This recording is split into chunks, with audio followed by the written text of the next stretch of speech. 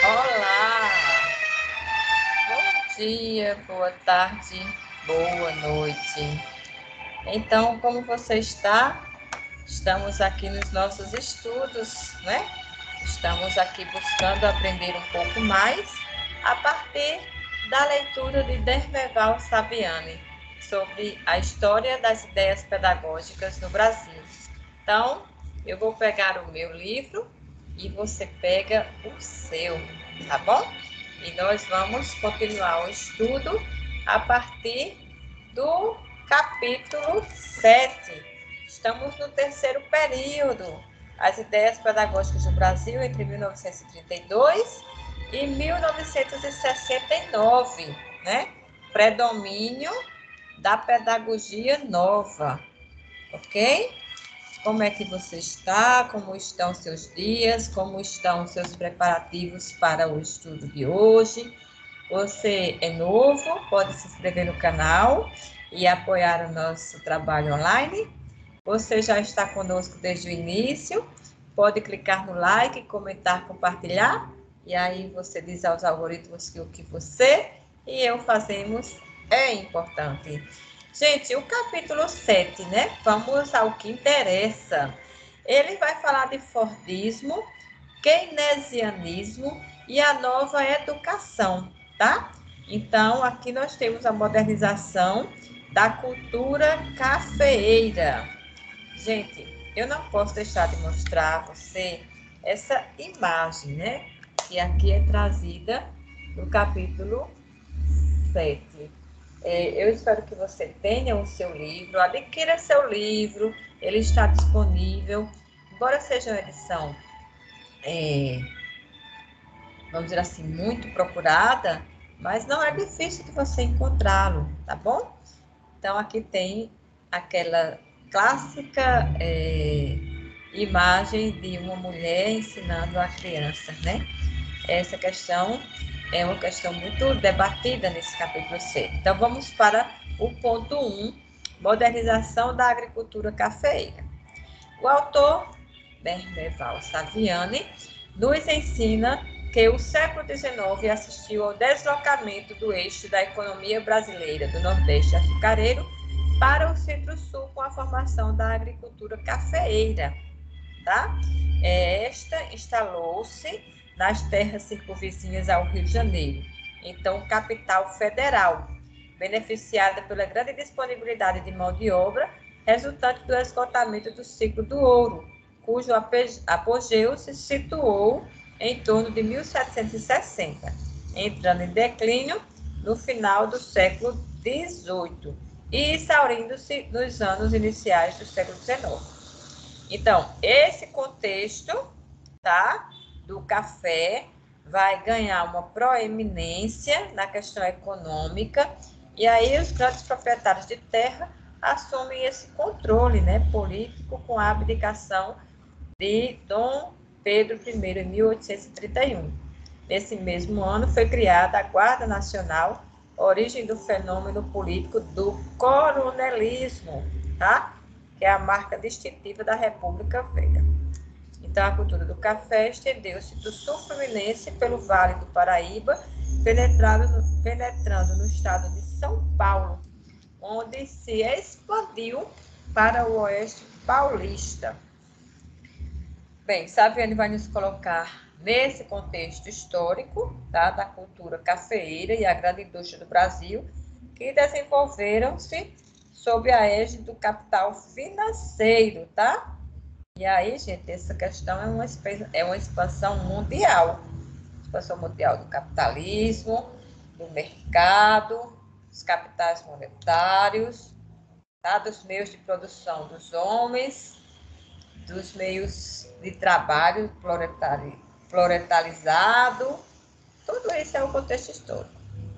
Aí no item 2 ele vai falar da questão da industrialização.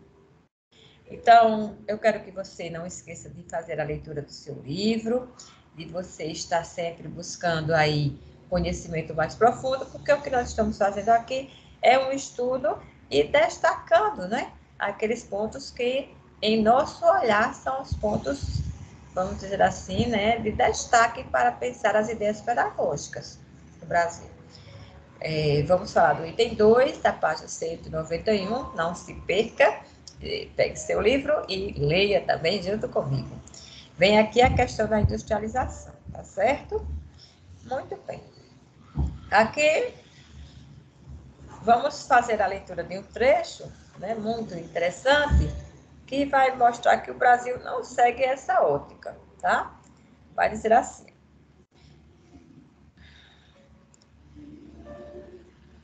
Considerando a variedade de forças que concorreram para a Revolução de 1930, firmou-se na historiografia a seguinte interpretação: não havendo nenhum grupo com legitimidade para assumir o controle governamental, teria a égide do movimento vitorioso um estado de compromisso, sustentado pelo Exército, que passou a operar como um liame unificador das várias frações da classe dominante. Mas, mesmo se admitindo que essa interpretação se sustente numa análise empírica das forças que atuaram na Revolução de 1930 e nas características do governo provisório dela resultante, seria necessário explicar o significado histórico desse fenômeno, isto é, qual a tendência histórica que se impôs como vitoriosa com o triunfo da Revolução. Isso, evidentemente, seria difícil de alcançar no calor dos acontecimentos, ou seja, analisando-se o processo logo após seu desfecho, por exemplo, nos anos de 1930.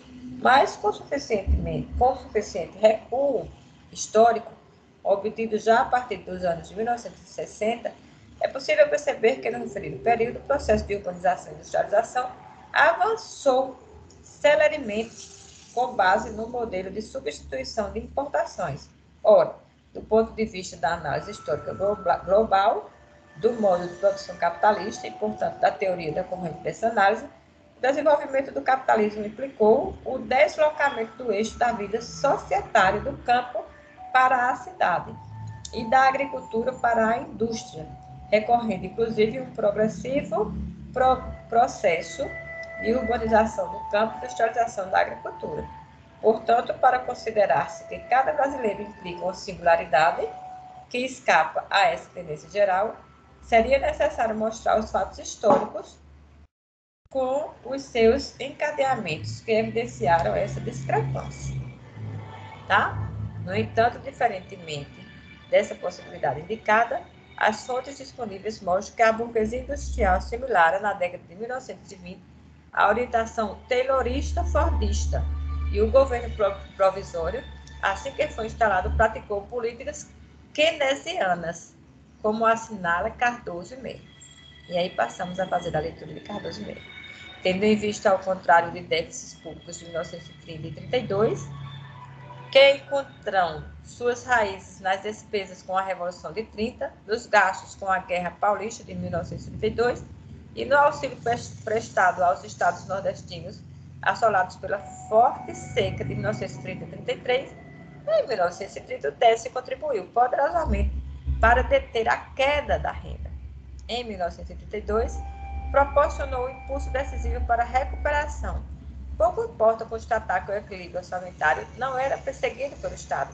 Não se pode ir contra os fatos.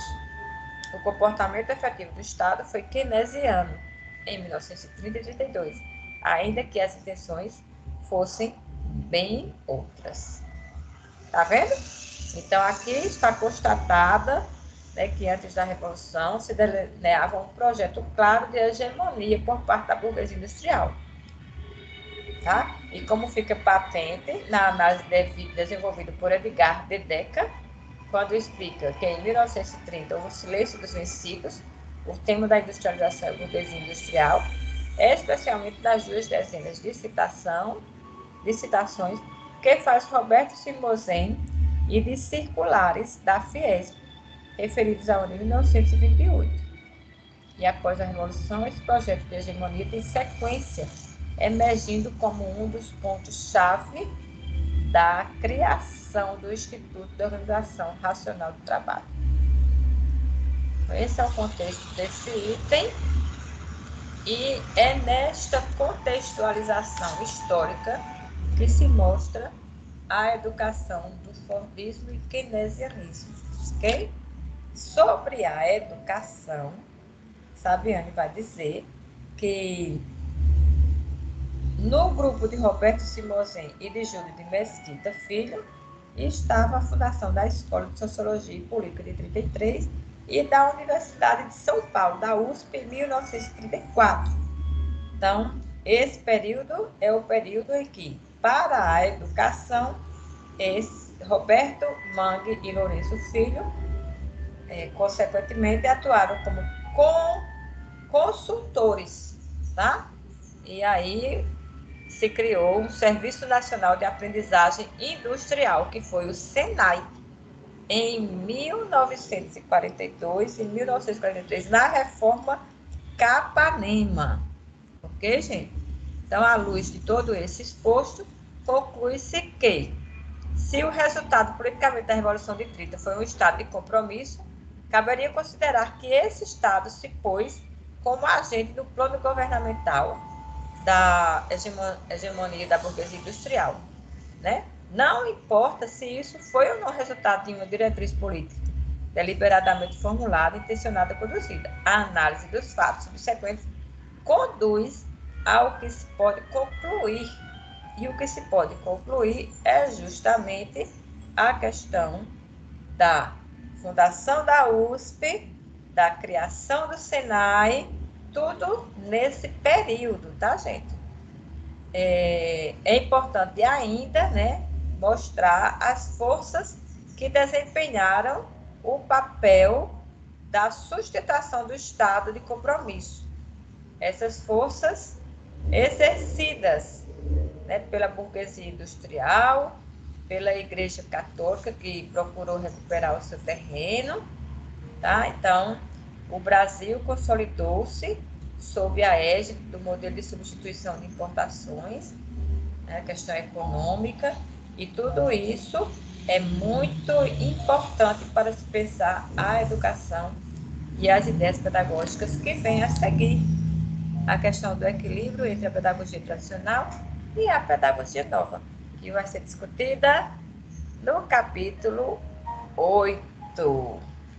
Bem, eu só tenho a agradecer a você que ficou conosco até o final. Dizer para você que as nossas aulas, os nossos diálogos, que aqui nós temos a intenção de socializar um pouco o conhecimento e de dizer que não custa nada você também fazer a leitura do livro, aprofundar-se e deixar o seu comentário aqui na descrição do vídeo, no lugar dos comentários. Inscreva-se no canal, clica no like, por favor, curta, comenta e compartilhe. Diz aos algoritmos que o que você, e no caso eu, juntos, o que nós fazemos é importante. Vamos lá!